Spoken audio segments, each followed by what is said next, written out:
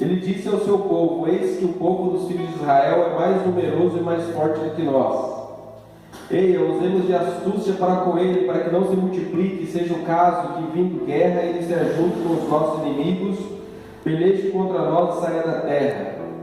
E os egípcios puseram sobre eles feitores de obras, para os afligirem com suas cargas. E os israelitas edificaram a Faraó cidades celeiros, Pitom e Ramsés. Mas quanto mais os afligiam, tanto mais se multiplicavam, e tanto mais se espalhavam, de maneira que se inquietavam por causa dos filhos de Israel. Então os egípcios, com tirania, faziam servir os filhos de Israel, e lhe fizeram amargar a vida com dura servidão em barro e em tijolos, e com todo o trabalho do campo, com todo o serviço em que na tirania o serviam. Amém, irmãos? Não pode acertar, irmãos?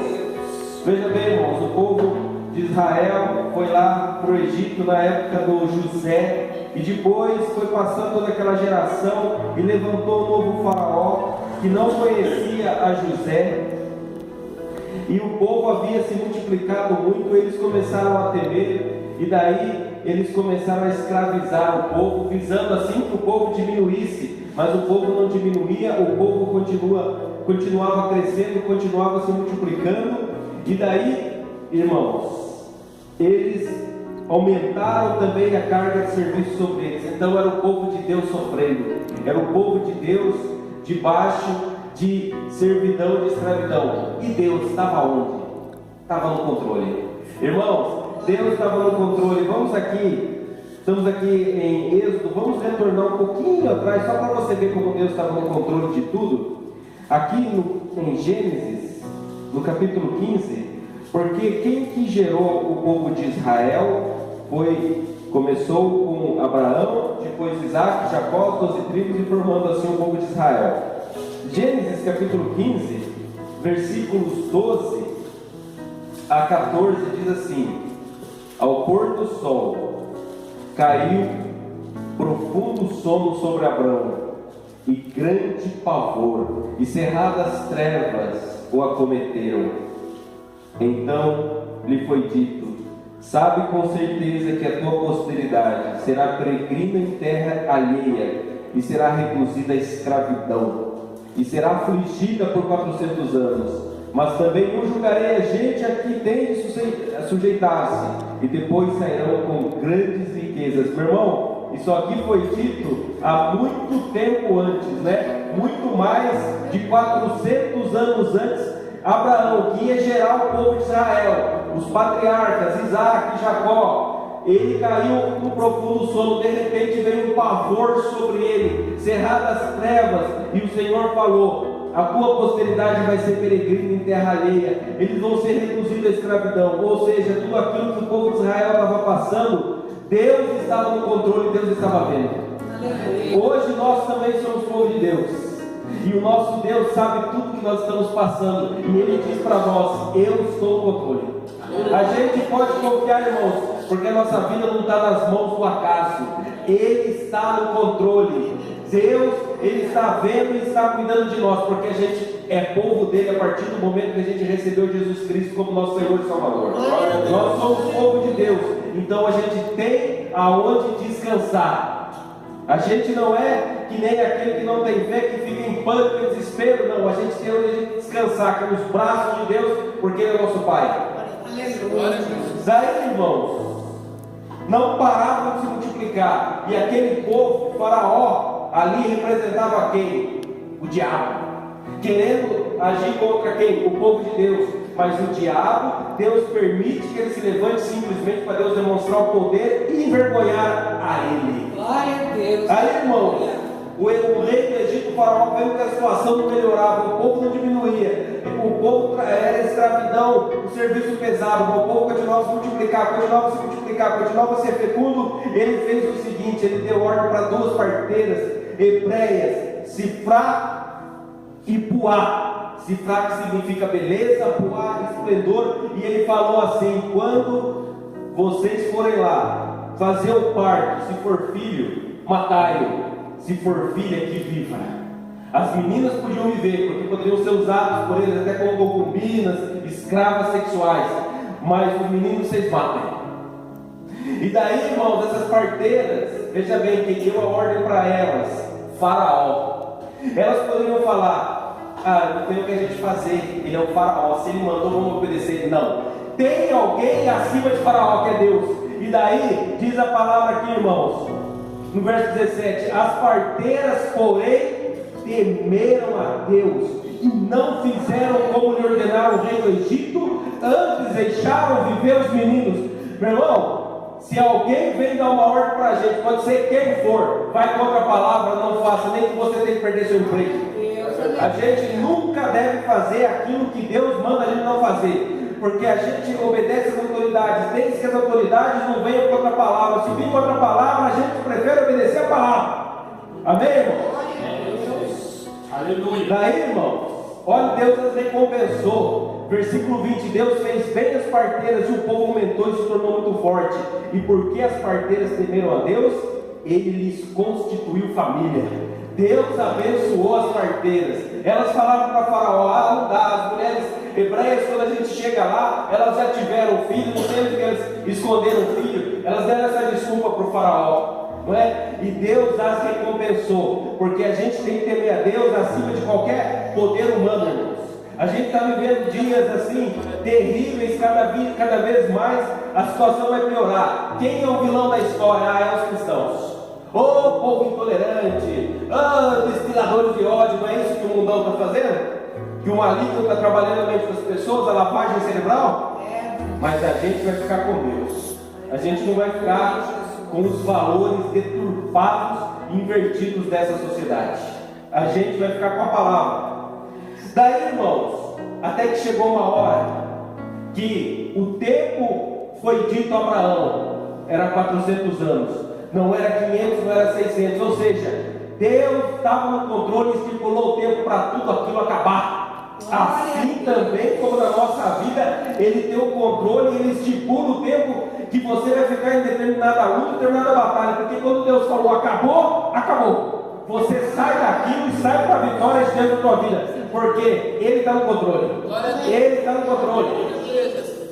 Capítulo 2. Foi um homem da casa de Levi, o Anrão, e tomou quem? A Joquebede. E a mulher concebeu e deu à luz um filho, e vendo que era formoso, escondeu por 3 meses. Porque as parteiras falaram que não iam fazer aquilo, deram uma desculpa ao Faraó, mas aí que o Faraó falou, ordenou a todo o povo: quando nascer um menino dos hebreus, nos avisem aqui, para jogar tudo no rio Nilo. Faraó pensou que podia fazer o que quisesse com o povo de Deus. Mata os moleques nascer. Quando o povo souber que nasceu um menino hebreu, comunica aqui para os soldados. As parteiras resolveram, os soldados não resolveram, vão pegar e vão jogar no rio Nilo. Um dia aquilo ia voltar contra eles, irmãos, porque eles brincaram com o povo de Deus. Um dia eles iam colher o que eles plantaram. Daí, irmãos, nasceu quem? Nasceu Moisés. E a mãe dele viu que ele era o quê? Formoso. Esse formoso aqui, irmãos, não é que ela viu, não é isso, espiritual. Ela viu, esse formoso aqui significa espiritual. Ela viu que aquele menino tinha um diferencial espiritual. Daí, não pôde mais ocultar o menino depois de 3 meses. Então, o que ela pensou? O que eu vou fazer? Eu não sei como que ela deve ter agido assim na mente dela. Não sei se ela estava se desesperando a cada dia. Mas ela tomou um ato de fé. Ela fez um cesto de junco, como a gente conhece. E ela colocou aquele menino ali no rio, no cesto de junco. Irmãos, ela teve uma atitude de fé. Ela entregou praticamente aquele menino para Deus. Se ele é formoso, ele é escolhido por ti, Senhor, está aqui. Aí é contigo agora. Se eu deixar aqui, vou matar ele, vou descobrir. Então eu deixo ele aqui. Agora é contigo. E daí, irmãos, a gente sabe que aquela filha de Faraó estava ali na água, justamente naquele dia, naquela hora. Não era coincidência. Novamente, Deus no controle. E daí, ela viu o choro, escutou, abriu. Eu tive compaixão dele. Viu que era o menino dos hebreus. E daí ali, a Miriam havia seguido. Não fala que era a Miriam, mas possivelmente era a irmã. Seguindo ali o cesto, viu o que aconteceu e se apresentou. E no fim, a Joquebede recebeu até salário para criar um menino até uma certa idade. Olha só, olha o agir de Deus, o mover de Deus. Depois que o menino desmamou, cresceu um pouco, a filha de Faraó então pediu ele de volta. E aí ele foi criado como príncipe do Egito, mas sem se esquecer que era um hebreu. Irmãos, Moisés era um diferenciado, sabe por quê? Ele podia falar assim: graças a Deus eu estou aqui no Egito, no palácio, sendo criado como príncipe. Os meus irmãos hebreus estão lá na escravidão. E agora? Era um dilema. Posso continuar aqui, numa boa, aqui no palácio, continuar vivendo, aprendendo. Eles aprendiam, cresciam nesse conhecimento. Ele era treinado também como soldado, e tendo o que ele quisesse, não é? Todos os prazeres do Egito, ele tinha todo acesso. Ele podia até falar: puxa, eu sou um sortudo, eu estou aqui e o povo está lá. Mas não, irmãos, ele era o escolhido de Deus. Em Hebreus fala que Moisés, ele preferiu sofrer com o povo de Deus ao usufruir prazeres transitórios do pecado. Está lá em Hebreus 11, nos heróis da fé. Será, graças a Deus, que hoje a gente está preferindo sofrer com o povo de Deus. Que a gente não prefira os prazeres transitórios do pecado do que sofrer com o povo de Deus. Vamos sofrer com o povo de Deus? Como o povo de Deus? E a gente vai dar o reino de Deus. Amém? Daí o que aconteceu, irmão? Sendo ele já homem, 40 anos, ele saiu para ver os seus irmãos. E ele viu os seus serviços penosos. E de repente ele viu lá um egípcio que espancava o hebreu no seu povo. E aí ele olhou de um lado, olhou de outro, não viu ninguém. Tomado com uma raiva, ele vai lá e mata o egípcio e esconde na areia. Ele queria, nesse momento, já que o povo tivesse uma situação diferente, mas não era pela força do braço que viria esse livramento. Se ele não entendia ainda isso, no outro dia ele saiu, tinha 2 hebreus ali brigando, e ele falou ao culpado: por que espanta o teu próximo? Daí ele respondeu: quem te pôs por príncipe e o juiz sobre nós? Pesa matar-me como mataste o egípcio? Temeu Moisés e disse: com certeza descobriram. Ou seja, agora ele ficou decepcionado com o próprio povo dele. Agora eram 2 hebreus brigando, 2 hebreus, e responderam a ele duramente. Agora ele ficou decepcionado com o próprio povo, né? Ele pensou que de repente, por ser a posição que estava, não respeitá-lo. Não. Falaram: você é juiz? Quem? Você é príncipe aqui sobre a gente? Você quer matar aqui como você fez com o egípcio? E daí, irmãos, isso chegou no ouvido do Faraó. E o Faraó falou: vou matar esse cara aí. Eu vou matar ele, vou matar o Moisés. Ele matou um soldado. Quem que ele pensa que é? Ele foi criado aqui, com tudo de melhor, e agora ele vai lá e mata? Por causa que ele tem sangue hebreu também? E daí, irmãos, ele fugiu para o deserto. E daí, ele passou no deserto 40 anos, ali se casou e tudo mais, né, com a Zípora. O que se passou na cabeça de Moisés esses 40 anos? A gente não sabe, mas a gente sabe o seguinte: 40 anos ele foi treinado na corte de Faraó. Os outros 40 anos foi Deus, na escola de Deus no deserto. Foi na escola de Deus. Ali saiu da pompa, né, nas roupas finas, foi trabalhar para o sogro, o Jetro, como pastor de ovelhas. Foram longos 40 anos, e com certeza ele ficou ali naquele tempo pensando que a vida dele iria se encerrar ali, e pensando até no povo dele e tudo mais. Mas ele pensou: o que eu posso fazer? Não é? Tentei, fiz algo assim impensado, matei o egípcio, saí de lá correndo para não ser morto, não é? Com a pena de morte nas costas, assim, tive que fugir. E ele passou 40 anos agora. Só que Deus estava olhando ele naqueles 40 anos e estava cuidando dele. Deus estava ensinando agora muita coisa no deserto, irmãos. Na solidão do deserto, nas madrugadas solitárias, cuidando lá daqueles rebanhos. Com certeza Deus ensinou muita coisa para ele. Mas ia chegar o dia, irmãos, que Deus ia falar com ele. Então, eu penso assim, irmãos, nas nossas vidas também. Às vezes, a pessoa pensou um projeto, mas não deu. Foi na força da carne dela. E às vezes Deus vai levar aquela pessoa para o isolamento, para Deus trabalhar o que precisa ser trabalhado. Mas quando chegar a hora, Deus vai chamar para algo específico que Ele tem na vida de cada um, que é o tempo de Deus, que é o Kairos de Deus. A gente está vivendo tempos cronos, né? Cronológico, mas quando chega o tempo específico, é o tempo de Deus, o Kairos de Deus, daí Ele chama, porque Ele viu que a pessoa já está pronta. E geralmente Deus vai aprontar a pessoa numa situação que ela tem que se despojar de muita coisa. Deus está preparando. O tempo de espera é o tempo de preparação. Moisés não sabia, mas estava sendo preparado. Está aí no capítulo 13, irmãos. Tem ele viu aquela sarça ardente, ele estava ali apacentando e viu a sarça ardente e não se consumia, e subiu lá para ver o que era aquilo, irmãos. E chegando lá, vendo o Senhor que ele se voltava para ver, Êxodo 3:4, Deus no meio da sarça o chamou e disse: Moisés, Moisés.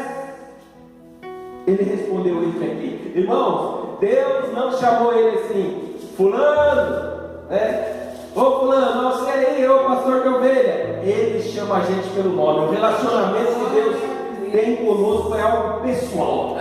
É algo pessoal, é algo íntimo. Ele nos chama pelo nome. Ele nos chama pelo nome. Moisés, ele respondeu isso aqui. Deus falou para ele: tira a sandália, o lugar que está é santo, é terra santa. Por que era terra santa? Porque Deus estava ali. Aqui, onde a gente está, é terra santa, porque Deus está aqui. Aonde Deus está, Ele vai ser terra santa. Então, irmãos, a presença de Deus está aqui. Vamos aproveitar, porque a gente saiu das nossas casas para virmos até a casa dele. Então a gente saiu da nossa casa para vir à casa de Deus. E a gente chega aqui para quê? Louvar, contar testemunho, ouvir a palavra, se fortalecer. Dê valor para você estar aqui nessa noite, porque quantos hoje estão perdendo as suas vidas aí fora, que se estivesse aqui, estariam com a vida sendo salvas, mas não podem estar, porque estão acorrentados no mal. E daí, irmãos, o Senhor falou com ele, e falou o plano de enviá-lo para libertar o povo de Israel. Venha agora, verso 10, eu te enviarei a Faraó para que tires o meu povo, os filhos de Israel, do Egito. E aí, irmãos, a gente está acostumado também de ver o Moisés na televisão, nas novelas, os Moisés dos filmes, né? Que Moisés, eu vou, Senhor, eu vou. Mas não é nada disso. Olha a primeira coisa que Moisés falou: quem sou eu? Olha lá o versículo 11: para ir a Faraó e tirar os filhos de Israel. Para ir a Faraó e tirar do Egito de Israel, quem sou eu? Ou seja, ele se achou agora muito pequeno para essa missão, mas Deus falou com ele no verso seguinte: eu serei contigo. Ou seja, quem sou eu? Eu serei contigo. Ou seja, não é nós, é Deus que faz a diferença, não é? Eu serei contigo. Deus é conosco. Então, quando Deus nos chama para algo, às vezes a gente fala: mas quem sou eu para fazer isso? Mas daí Deus fala: eu serei contigo. Essa é a diferença toda, é a presença de Deus conosco. É isso que vai fazer as coisas da nossa vida acontecer. Não adianta a gente olhar para a gente vai se achar sempre indigno e incapaz. Mas quando Deus fala: eu vou ser contigo, Deus está falando o que para ele? Eu te garanto. É isso que Deus estava falando com Moisés: eu vou te garantir. Eu vou te garantir. E daí, irmão, o Moisés falou para ele: que nome eu vou dizer? Qual é o seu nome? Que lhe direi aos filhos de Israel quando eles perguntarem quem me enviou? E daí o Senhor revela, no versículo 14: disse Deus a Moisés: eu sou o que sou. Disse mais: assim dirá aos filhos de Israel: eu sou, me enviou a vós outros. Deus. E no versículo 15 ele diz: este é o meu nome eternamente, e assim serei lembrado de geração em geração. Irmãos, Deus estava revelando um novo nome dele aqui, não antes revelado. É claro que na nossa tradução fala eu sou, mas o nome de Deus é impronunciável até. É um tetragrama. YHWH. Impronunciável, mas que Deus permitiu que o homem o chame de Jeová.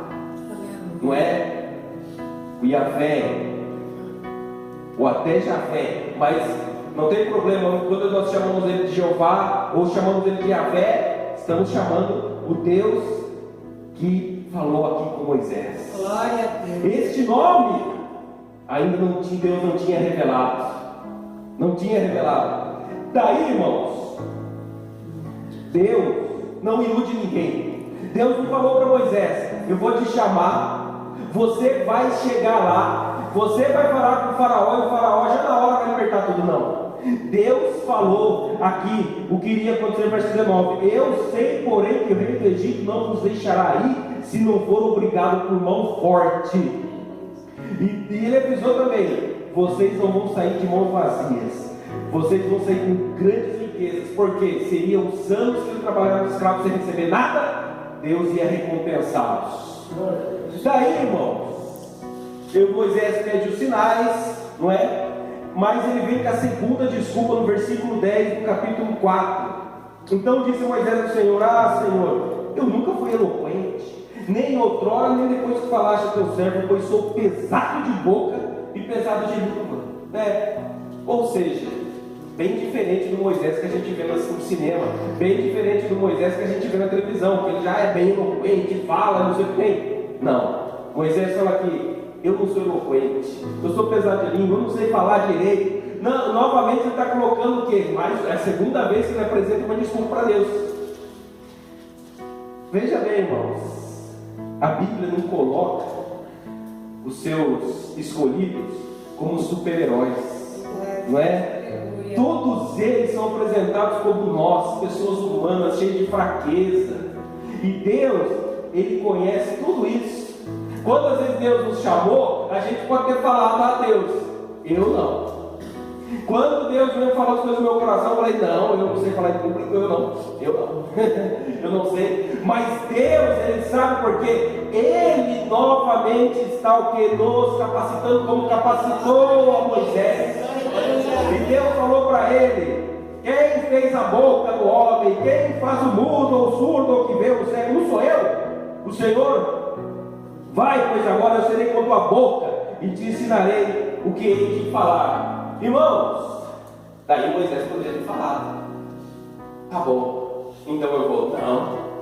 Daí que Moisés não viu que não tinha jeito, ele falou assim, olha lá o verso 13 do capítulo 5.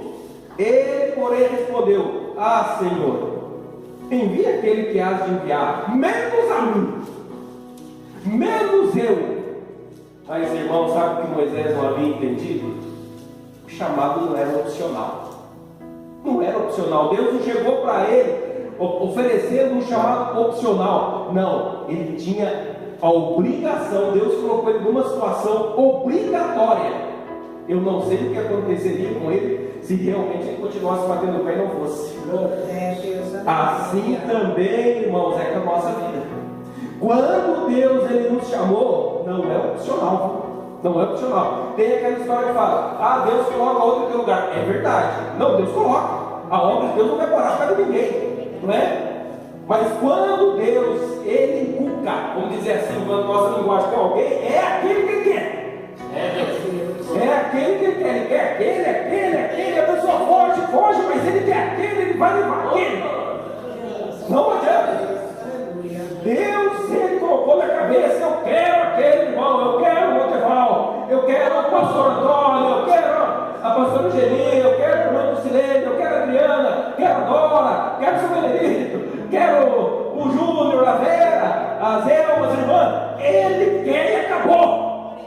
Não adianta a gente ficar querendo encontro, irmãos, porque quando Deus quer uma pessoa, Ele vai ter que ser aquela pessoa. Vai ter que ser. Porque Ele já pré-ordenou, antes desse mundo ser feito, Ele pré-ordenou a pessoa para ser aquilo que ela quer, que Ele quer. Foi assim que Paulo falou. Paulo era o perseguidor da igreja, era tudo. Quando ele se converteu, ele falou: ele me escolheu antes de eu nascer no ventre da minha mãe. E Paulo não era um perseguidor, mas Deus quis fazer dele um pregador. E ele resistiu, não teve mais jeito. A ponto dele falar que Deus falou para ele: dura coisa é recalcitrar contra os agrilhão. Ou seja, ele tinha vontade, Deus falava com ele, ele resistia. Até que chegou uma hora, irmão, que Deus falou com ele: Damasco, não mais. Não é? Porque ele sabia, ou ele aceitava, ou ficava até cego. Então, se a pessoa não quiser, irmão, se ela não quiser e bater o pé, vai ser mal para ela. Se ela não quer fazer o que Deus está pedindo, Deus põe a pessoa numa situação, irmãos, que também ela não faz mais nada. Então, o que nós temos que fazer? Senhor, já que o Senhor está chamando, eu creio que o Senhor vai capacitar. Pode fazer o que o Senhor quiser, porque o Senhor vai capacitar. E daí, irmãos, a ira de Deus se levantou, se acendeu quando ele falou isso aqui: envia outro menos a mim. Mas Deus não tirou, não. Deus falou: eu vou enviar o Arão junto com você. O Arão vai ser tua boca. Agora vai! E aí? Ele pulou de novo? Não, eu não vou. Pai, eu não vou também não. Aí ele ficou bem quietinho. Ele viu que Deus falou. Quando a Bíblia fala que a ira se acendeu, pode ter certeza que Deus fez até o chão tremer ele falando. Falou de uma maneira, uma dureza, que o Moisés falou: não, é melhor eu ir. E aí, irmãos, o Moisés foi, ele seguiu aquilo que Deus falou, encontrou com Arão no deserto, que Deus tinha também falado com Arão, e agora chegava a hora de falar com o faraó. E lá vai Moisés e Arão. 40 anos haviam se passado, aquele faraó havia morrido, o jeito que queria matar Moisés era outro, e ele chegou lá no Egito com Arão. O povo vivendo regaladamente, os egípcios, o povo de Deus na escravidão. De repente, num dia normal para o faraó, mais um dia ali onde ele era tratado como um Deus na terra, levantei, sou Deus, olhos vivos, tem ninguém sem mim não.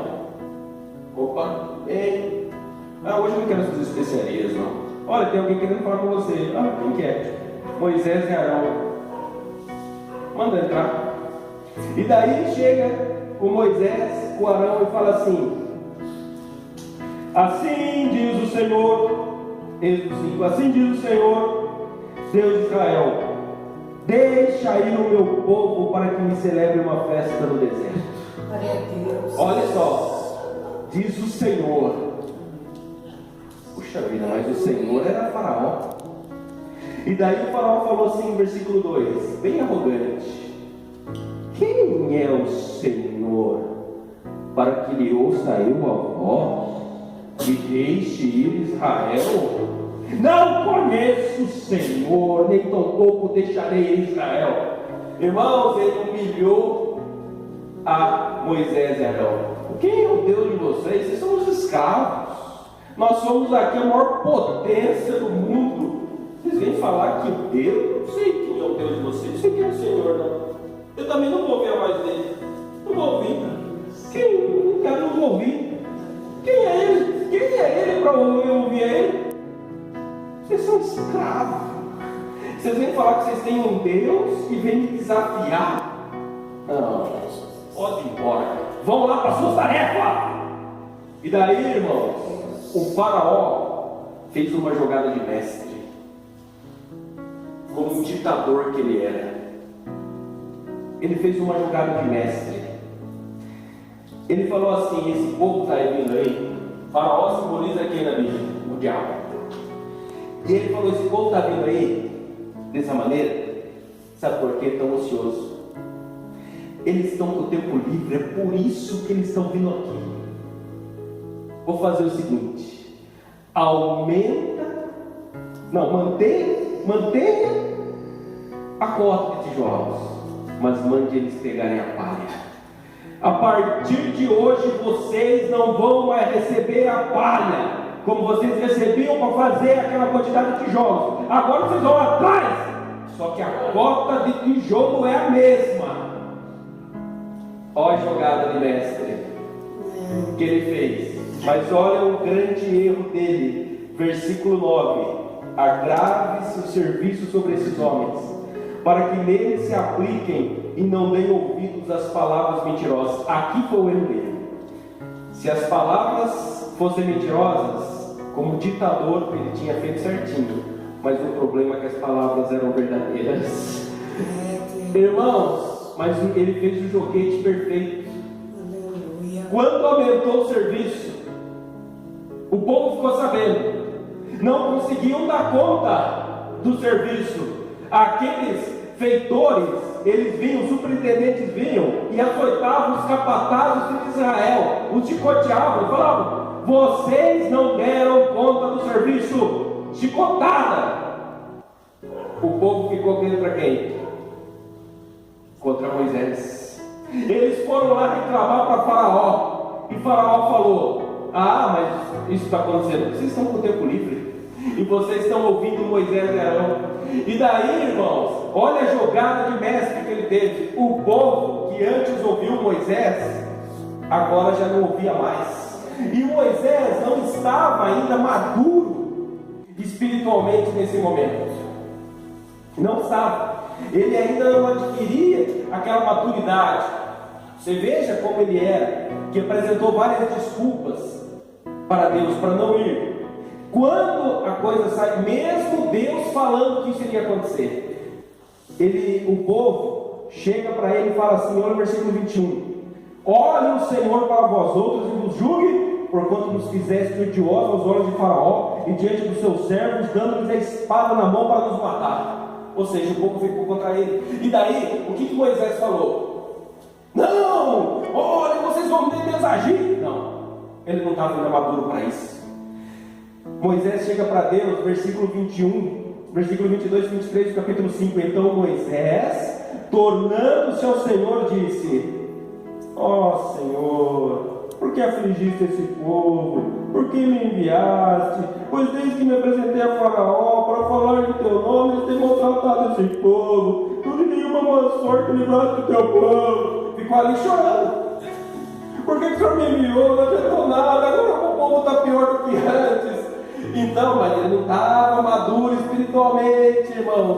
Mas Deus falou com ele: agora verá o que fazer a Faraó, pois por mão poderosa os deixará ir, e por mão poderosa os lançará fora da sua terra. Meus irmãos, a hora havia chegado, que eles iriam ver o poder de Deus.